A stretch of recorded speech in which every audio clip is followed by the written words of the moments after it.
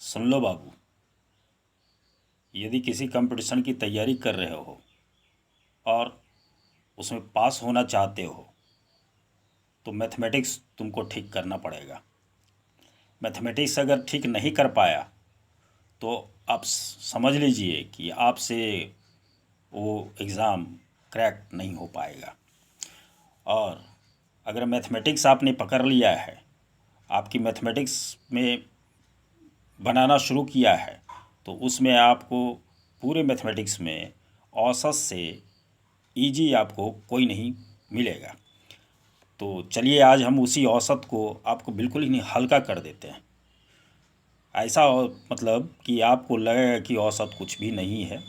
आज हम लोग शुरुआत करते हैं बिल्कुल एकदम इंटरेस्टिंग, जो कि आपको बहुत ही रुचिकर लगेगा।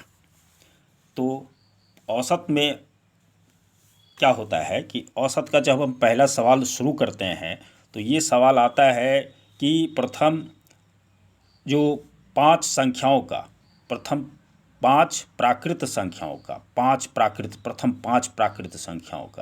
1 2 3 4 5, ये प्रथम 5 संख्याओं के का कहता है कि औसत निकालिए।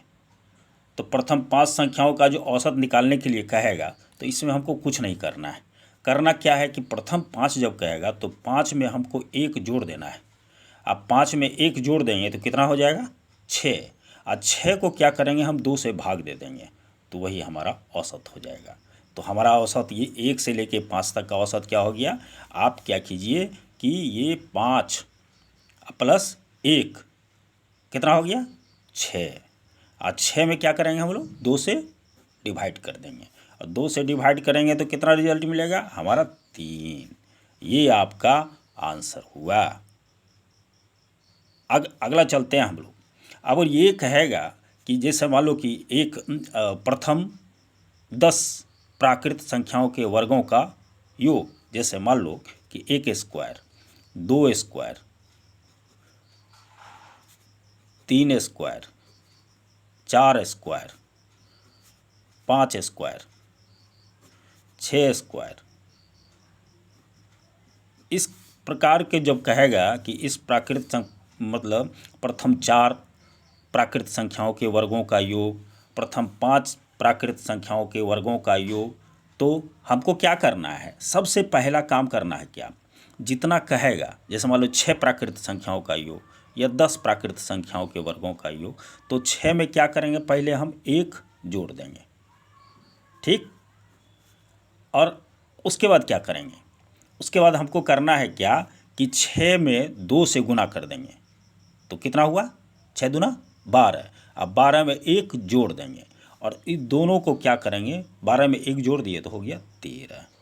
और इस सब में क्या करेंगे? हम 6 से डिवाइड कर देंगे, तो ये हमारा कितना हो जाएगा? ये हो गया 7, और ये हो गया 13 और बटा 6। इसको जब हम डिवाइड करेंगे तो डिवाइड करके जितना रिजल्ट आएगा डेसिमल में आएगा, दशमलव में, वही हमारा आंसर हो गया।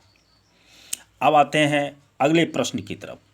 तो अगला प्रश्न क्या है कि यदि कहेगा कि प्रथम, ध्यान से सुनना, वीडियो को पूरे गौर से सुनना, यह तुम्हारे लिए ही है, बहुत ही आसान हो जाएगा इस प्रकार का प्रश्न को सॉल्व करना। इसलिए वीडियो को ऐसा नहीं कि वीडियो को भगा देना, ठीक। चलिए अब शुरू करते हैं नेक्स्ट प्रश्न की तरफ। तो ये है, कहेगा कि अब तो स्क्वायर कर लिया, अब होता है घनों का योग। जैसे प्रथम n, जैसे मान लो कि प्रथम 6 प्राकृत संख्याओं के घनों का योग, घनों का औसत कहेगा निकालने के लिए। तो हमको क्या करना है? जैसे मान लो कि कह रहा है कि 1 क्यूब, 2 क्यूब, 3 क्यूब, 4 क्यूब, मान लो 4 ही क्यूब कह रहा है, मतलब प्रथम 4 प्राकृत संख्याओं के घनों का औसत कितना होगा? तो क्या करना है हमको? 4 में 1 जोड़ देना है।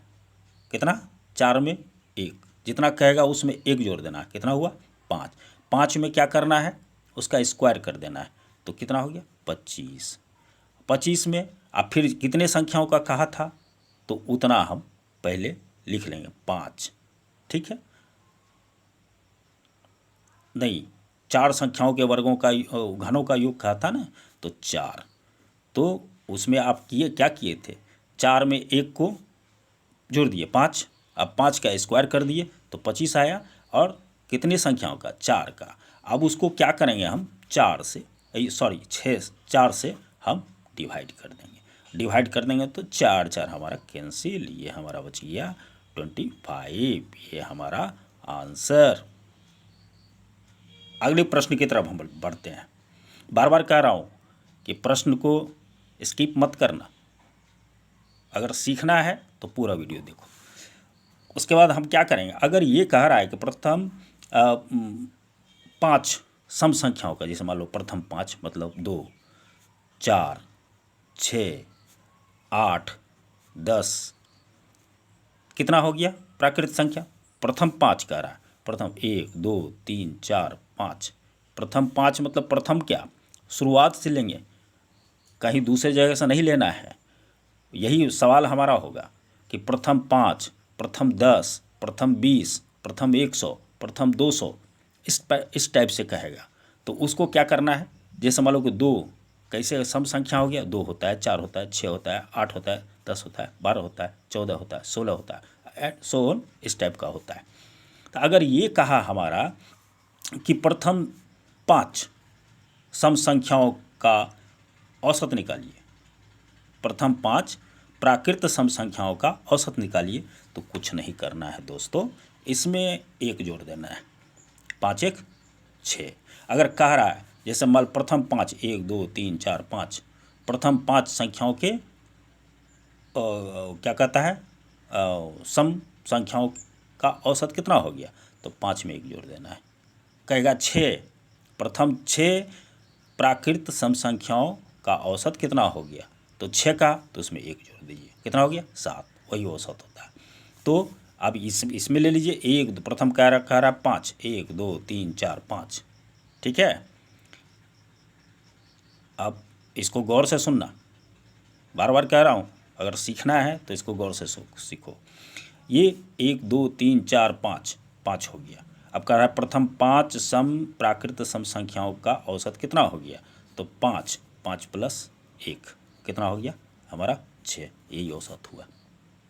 अगर कहा गया प्रथम 3, तो प्रथम 3 1 2 3, प्रथम 3 का कितना हो गया औसत, प्रथम 3 का 3 प्लस 1 4, अब जोड़ लो 1 2 3, औसत में हम लोग क्या करते हैं, सबको जोड़ करके जितनी संख्या उतना भाग देते हैं, तो ये कितना हो गया 4 2 6 6 6 12, 12 में 3 से भाग दिए 4, 12 में 3 से 4 आया, हमारा 4 आंसर आया। ये अगले प्रश्न की तरफ हम लोग बढ़ते हैं। अब ये कहेगा कि प्रथम 10 प्राकृत विषम संख्याओं का, अब तो हम लोग सम संख्या की तरफ चल रहे थे, विषम संख्याओं का कहेगा कि औसत कितना होगा। तो सम संख्या में क्या कर रहे थे, उसमें 1 को हम क्या कर रहे थे, जोड़ रहे थे। अब इसमें क्या करेंगे हम लोग, बिल्कुल वैसे छोड़ देना है, कुछ नहीं करना है, जितना कहेगा उतना ही औसत होगा, क्या है ना लाजवाब। अगला देखिए, कह रहा है कि प्रथम 80 प्राकृत विषम संख्याओं का औसत कितना हो गया, तो बिल्कुल 80, इसमें कुछ नहीं करना है, ये आपका आंसर हो गया 80। अगले प्रश्न की तरफ हम लोग बढ़ते हैं। कह रहा है लगातार n तक के प्राकृत विषम संख्याओं का औसत, मतलब समझ रहे हैं आप। कह रहा है प्रथम 100 या शुरू में लेते प्रथम 5 तक के प्राकृत विषम संख्याओं का औसत कितना होगा। अगर इस प्रकार का प्रश्न आता है तो हम लोग कुछ नहीं करना है, उसमें 1 जोड़ देंगे और उससे 2 से भाग दे देना है खट से। हाँ, तो क्या करेंगे हम लोग, उसमें n तक के प्राकृत विषम संख्याओं का औसत में क्या करेंगे, उसमें जितना कहेगा उसमें 1 जोड़ देना है और उसको 2 से भाग दे देना है, हमारा आंसर खट से निकल गया। अब कैसे कहेगा, जैसे 95 मान लो, तो 95 तक के प्राकृत विषम संख्याओं का औसत अगर कह रहा है तो कुछ नहीं करना है, 95 में 1 को आप क्या कीजिए, 95 में क्या कीजिए, 1 को ऐड कर दिए और उसको 2 से डिवाइड कर दीजिए, ये हो गया आपको 96, और 96 में 2 से भाग दे दीजिए, यह हो गया 4, 4 दो चौके 8 और 8 दूना 16। ये हमारा आंसर हो गया। तो दोस्तों आज के वीडियो में बस एक और स्किप मत करना, ध्यान से सुन लो, स्किप मत करना। अब ये प्रश्न आता है, अब ये कहेगा कि 5 के प्रथम 5 गुंजों का औसत, मतलब 5 के प्रथम 5 गुणज कितना हो गया, 5 प्रथम 5, 5 का 5, 5 दूनी 10, 5 तिया 15, 5 चौके 20, 25 25। इंग्लिश वाले अगर देखेंगे 2 5, 5 2 जा 10, 10 3 जा 15, 15 4 जा 20, 25 जा 5 4 5 जा 25, मतलब 5 का 5, 5 दूनी 10, 5 तिया 15, 5 चौके 20, 25 25। मतलब ये कहेगा कि 5 के प्रथम 5, 5 के प्रथम 5 गुंजों, तो कौन सा हो गया, ये कहने का मतलब गुंजों का औसत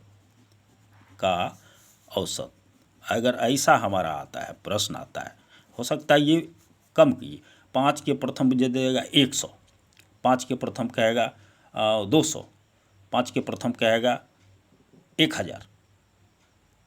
तो उसके लिए हमको क्या करना है, उसके लिए करना क्या है हमको कि 5 को जितना कहेगा, जितना संख्या कहेगा उतना कर लिख देना है, ठीक है, कोई दिक्कत।